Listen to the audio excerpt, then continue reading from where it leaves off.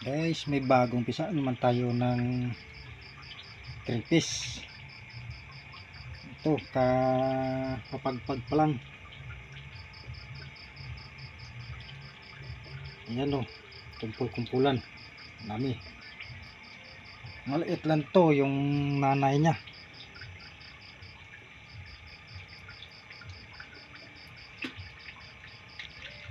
Ayan, lipat na natin to sa box. Ito, naka-ready na. Mayroon na rin yan dito sa lapag.